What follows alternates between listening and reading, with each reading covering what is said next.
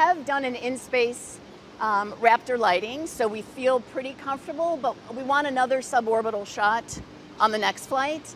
And then I hope we at least attempt an orbital injection on flight 14. And then from there on out. Okay. What do you think is a reasonable timeline? I realize a lot has to happen. A lot has to happen. I think we're, so what is it, beginning of June? Maybe a month-ish away from flight 13. Okay. And then we should fly every month. So we could actually see a Starship that is in operation by the end of this year. Oh, in orbit? Yeah. Oh, yes. I am in Starbase, Texas. I'm inside the Starship rocket factory, and joining me now is SpaceX President and COO Gwynne Shotwell. Wow, it's great to be here. Thank you, Morgan. I'm so glad you could make time to come down to Starbase. It's an incredible place. It really is incredible, and I want to get into Starship specifically here in just a moment. But first, huge moment right now with SpaceX poised to go public, not just for the company, not just for the space industry, but for markets, for the world overall. Why go public? Why now? So it's interesting. I wasn't sure we would go public. Having a private company was important to us early on because we really weren't focused on quarterly financials. We were so focused on the long-term outlook for the company. But we've gotten so many of the building blocks completed for so many of these different business areas, it actually feels like the right time.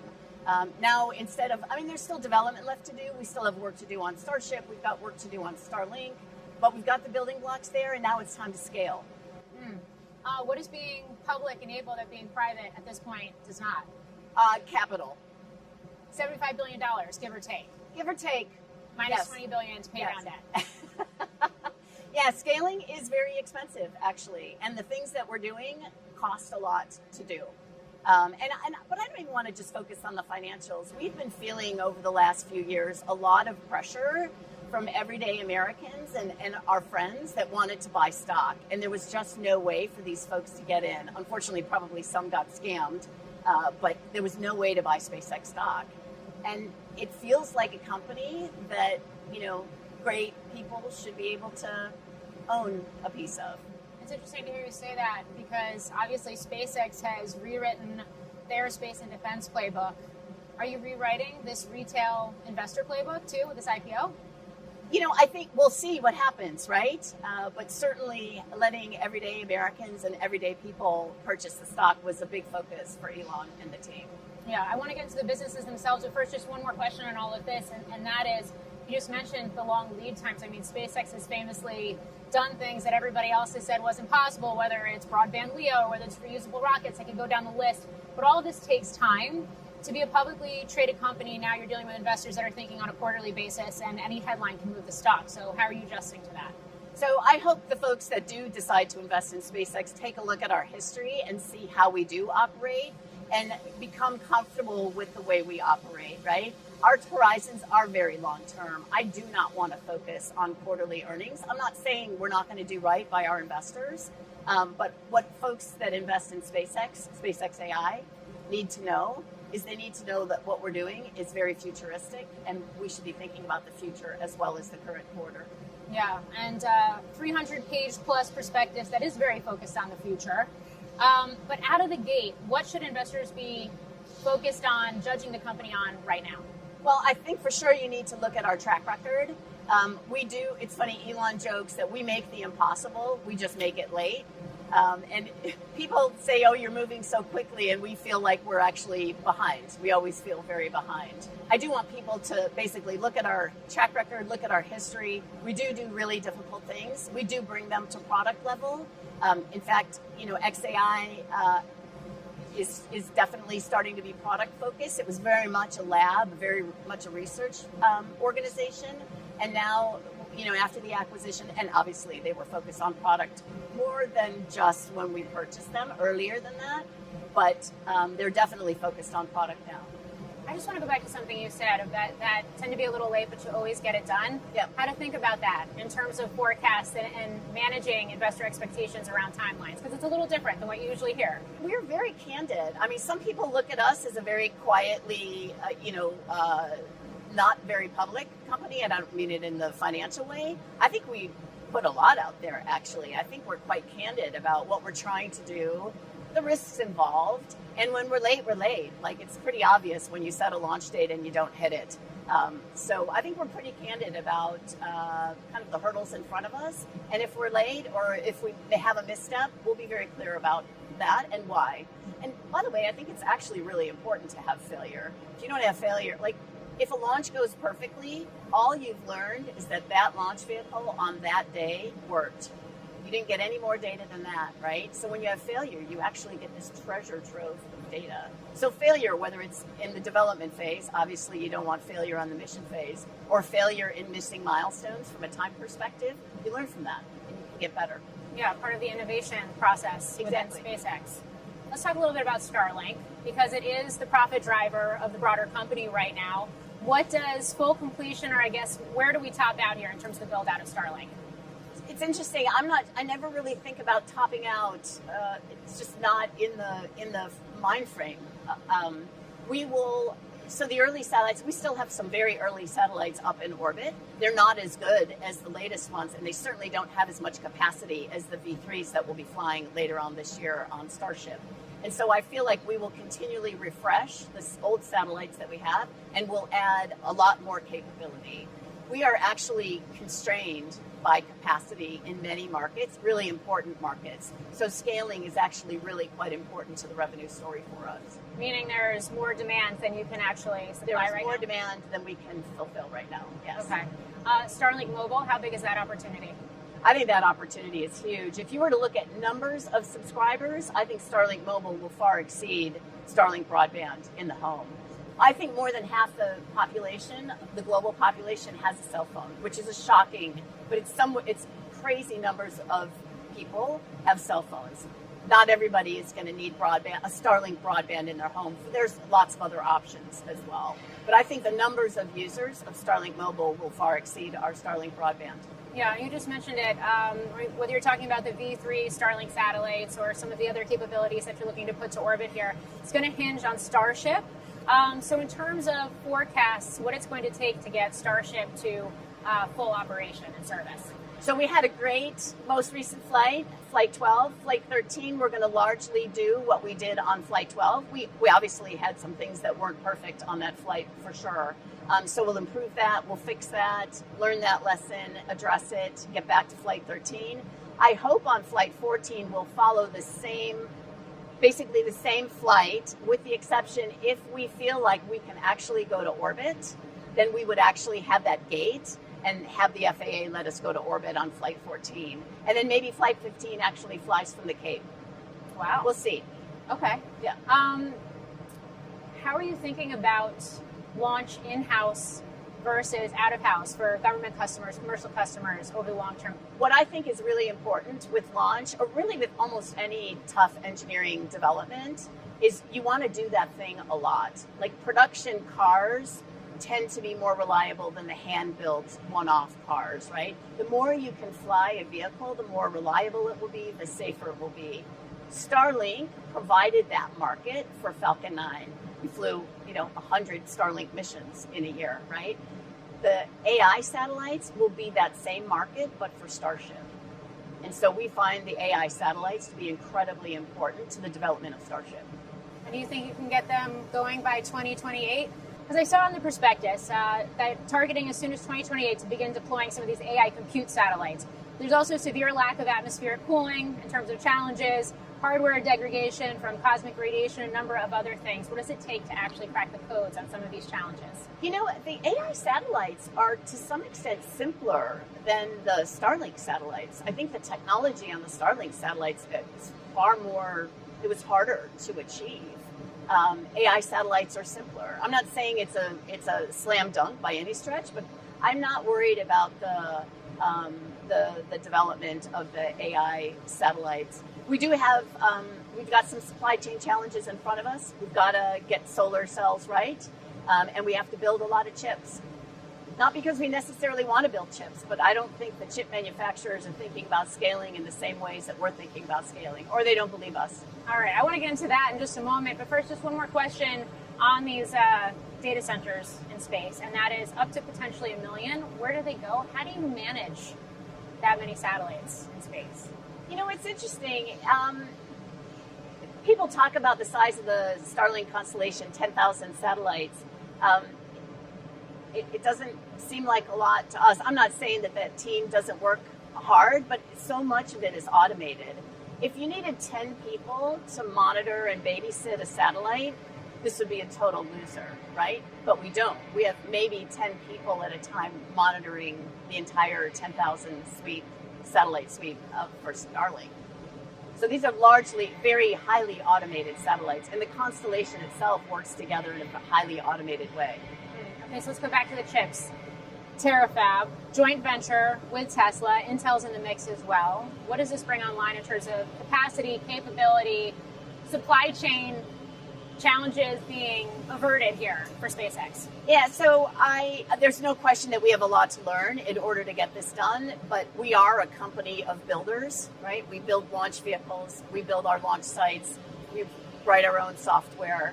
We're producing some of our own propellants for the vehicles right now, too. This seems like a very obvious thing, next step for us. We'll have a lot to learn. There's a huge amount of equipment that we have to invest in. We'll be making our own solar cells. That's going to be a huge part of it. So the satellite, the AI satellite, is basically a rack of compute with a giant solar array. So solar is critically important to us, and we're spending a lot of time and energy thinking about that and being able to produce our own. Is the way to think about this that, especially with XAI as part of SpaceX now, that you are building out, vertically integrating the full AI tech stack, much like you've done in space? That is actually a great way to think about it, and I'd love to reframe it as well. So yes, we are building data centers here on Earth. But the most efficient place to put inference compute is on orbit. It's always sunny in space. You get 6x the amount of power out of a solar cell in space as you do here on Earth. And cooling is free because space is actually quite cold. So radiative cooling is free. When we see these satellites actually go to space and be able to engage in that AI compute, does it disrupt all of the trillions of dollars potentially that's going into the AI infrastructure here on Earth? Does it render it obsolete? No, I think you'll need both, actually, but hopefully the massive growth area will be AI in space. I don't think people are making a mistake by building data centers on the planet right now. I'm making a mistake from the perspective that you're not going to need that compute. You're certainly going to need that compute. But I think the growth in compute will far outpace in space than it will here on planet Earth. And of course, SpaceX and under the hood within the AI business, AI specifically is seeing a big ramp in CapEx as well amidst all of this. So how to think about that trajectory and that spend?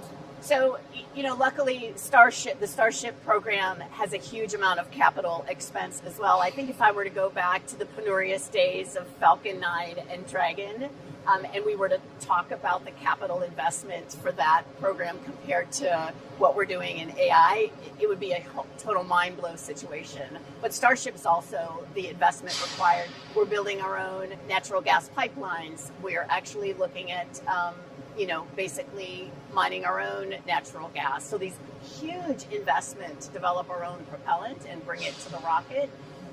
Launch sites are quite expensive. I think you got a tour of our site today. That's billions of dollars of capital out there. So luckily we could go from those penurious Falcon 9 Dragon days to the more expensive, capital intensive Starship and then to AI, because it is next level expensive, but it feels quite doable. You have this Anthropic deal, paying SpaceX $1.25 billion per month through May of 2029. In the amended IPO filing, added details clarifying that this could end after 6 months if decided upon. Just in terms of what investors need to know and understand about that deal and whether we could see more deals like that here. So I see SpaceX AI, I mentioned before, we're builders, right? I see us not only building the tech stack required for AI and operating the X platform, but we are builders of data centers, both here on Earth and in space. I believe we will continue to provide that capability to others, actually. We will never sell compute capacity that we actually need, which is why we wanted the ability to have these contracts be short-term if necessary. But we'll keep building. Okay. The Cursor deal as well, option to buy the company. via stock after the IPO. A lot of investors out there think this is potentially a done deal, or assuming it is. What does Cursor bring to the table for SpaceX? So Cursor has their own models, I think, and we can learn from them. They're learning. They're looking at our models. We're looking at their models. Their data set was their training data was incredibly. It was excellent, and so that's good. And we have compute. So basically, it ended up being kind of another model company that we could collaborate with closely, and that's fundamentally how I would characterize it right now. We're going to collaborate closely. We think this makes a huge amount of sense, but we'll make final decisions in a few months. In general, the approach to M&A, how should investors think about that, especially given that disclosure in the amended filing that the company, quote, may issue a significant amount of equity in connection with future transactions? You know, we weren't really an M&A company. SpaceX wasn't an M&A company for decades. And so it's kind of a new, exciting world for us. I do think M&A is in the future, especially when you look at the AI world. I think you'll see more of that just generally.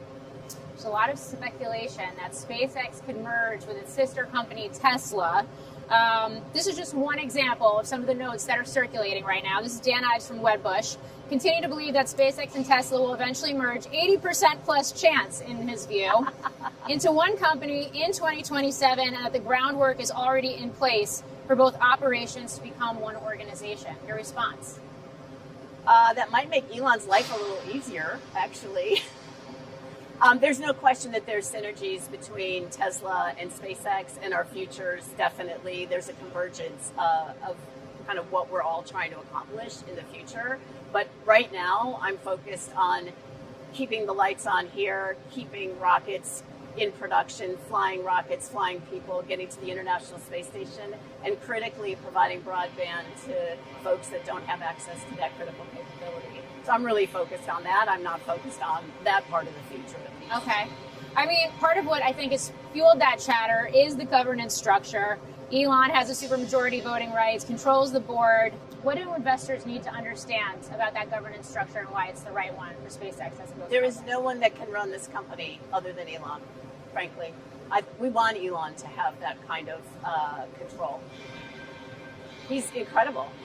I think he's the best CEO. He's certainly the best CEO of today, and he's probably the best CEO in history, in my opinion. Humble opinion. I mean, the flip side of that is the risk associated with if Elon wasn't at the helm or if something were to happen as well. So how to think about the bench of talent, yourself included, and what that means in terms of being the future of the company beyond one person. So the company would not collapse, obviously, without Elon, but it would by no means be the same. So I think it's incredibly important that he is the CEO and that we have the governance structure that we've set forth. And we'd survive, but it would be a different company. It'd be a shame. I want to ask you about talent because this is a huge liquidity event. It's going to mint many millionaires, many billionaires. What's your expectation for talent churn? And what are you thinking about in terms of recruitment for future talent? You know, it's interesting that people at SpaceX have had liquidity events 1 to 2 times a year already. There's already a lot of folks working at SpaceX that are quite wealthy, and they're still working. I don't think this will change that. I don't think it'll change that much dramatic. I don't think it's going to change it dramatically. Those that don't want to work shouldn't be at this company anyhow, right? And so the people that we are blessed to still have as employees, they work hard and they're super focused on the mission. I'm going to put out one employee in particular, Bill Gerstenmaier, right? The gentleman's in his 70s, had an incredibly rich career, and he's still working. I don't think he's going to retire just because we have an IPO. I want to circle back on something else here regarding a couple things regarding Elon Musk. What does that relationship between the two of you look like? How do you work together? What is it like to work for him now? So when Elon asked me to be president in 2008, we made kind of very clear what is my job jar and what is his job jar, because he didn't want to step on my toes, and I certainly didn't want to step on his toes. But we got to be clear, everybody reports to Elon, right? I feel like I'm there as a partner to help him get the things done that need to get done. And I tend to focus on the day-to-day of the business operations, and he focuses on high-level strategy, as well as super deep dive on the technical. But I am going to ask you about Mars as still the North Star here, especially when I look at Elon's pay package, 1 billion shares when certain milestones are met in tranches, including a permanent human colony of at least 1 million inhabitants. On Mars. On Mars. Yep. When do we get there? Do we have 1 million people that want to go there? I'm sure there's at least that many folks that want to go there. Wow, I'm so bad at predicting timelines. Maybe 2040, 2035, 2040. Yeah. They're not that far away, potentially. Oh, is that not far away? Well, that seems really far away to me. And finally, how old will I be in 2040? And finally, because I know our time is limited here, I just want to get your thoughts on what we've seen spring up around SpaceX, and that is a broader commercial space ecosystem here. Some of it is actually competitive potentially to SpaceX as well, depending on the business. How do you see all of this continuing to evolve? So first and foremost, competition is really good. It's really good for people to motivate people, actually. I look back, SpaceX started as the underdog. We weren't even considered competition by our competitors, right? And I think it's really important to have someone in front of you that you're chasing after. I think it's a great place for XAI, right? Our model is not number one right now. I think we'll get there. But I think it's really important to be chasing after someone. When you're in front, which we clearly are at SpaceX, sometimes it's good to have that kind of kick in the pants to move forward, and competition does that. Okay, Gwynne Shotwell of SpaceX, thank you so much. Thank you. Appreciate it. It's fun. Thank you. Stages separate, Starship separates from the booster. We used to have pushers to do that, and that felt, if you follow Elon's algorithm of get rid of stupid requirements, get rid of the part, we wanted to get rid of those pusher parts because they actually have a hard time on from a reliability perspective. So what we did with hot staging, you actually light the Starship while it's still attached or while it's still on top of super heavy booster, and it actually pushes the booster away. So you leverage the flame and the pressure from the second stage, Starship, down onto super heavy, and it pushes it away. But you need to have this truss structure so that the flame basically can escape. And what's important is that we weren't even thinking about this for Flight 1. This was not part of Flight 1. Hot staging came on Flight 2, just to talk about the speed of innovation here at SpaceX.